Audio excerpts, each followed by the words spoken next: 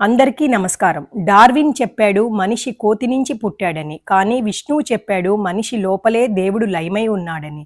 దీని గురించి తెలుసుకోవాలనుకుంటున్నారా? అయితే చివరిదాకా వీడియో స్కిప్ చేయకుండా వినండి. ఒక కథ. ఒక చిన్న పిల్లవాడు తండ్రిని అడిగాడు, నాన్నా, మనిషి ఎలా వచ్చాడు అని. తండ్రి, డార్విన్ సిద్ధాంతం ప్రకారం అని చెప్పాడు. బాలుడు, అలాగైతే విష్ణువు దశావతారాలు ఏంటి నాన్నా అని అడిగాడు. తండ్రి నవ్వుతూ, ఒకటి శరీరానికి మార్గం చూపుతుంది, ఇంకొకటి మనసుకు దారి చూపుతుంది. మనిషి దేవుడయ్యే దారిలో రెండూ అవసరమే. తెలుసుకోవాలనుకుంటున్నావా?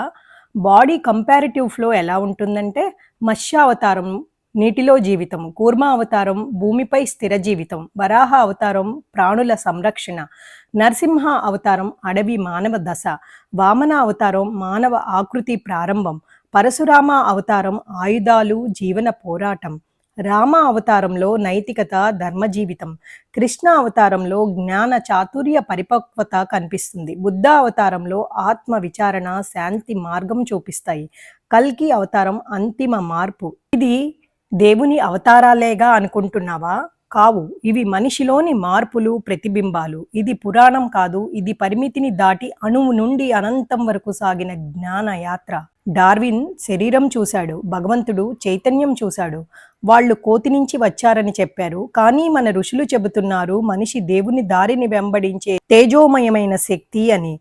దశావతారాల మార్గం చూపించాయి, డార్విన్ గమ్యం వివరించాడు. కానీ మానవతా స్పర్శతో ముందుకు సాగటమే అసలైన అభివృద్ధి. ఓం తస్సత్. మీకు నచ్చితే లైక్ చేయండి, షేర్ చేయండి, సబ్స్క్రైబ్ చేయండి. మీతో అనురాధ కంచర్ల.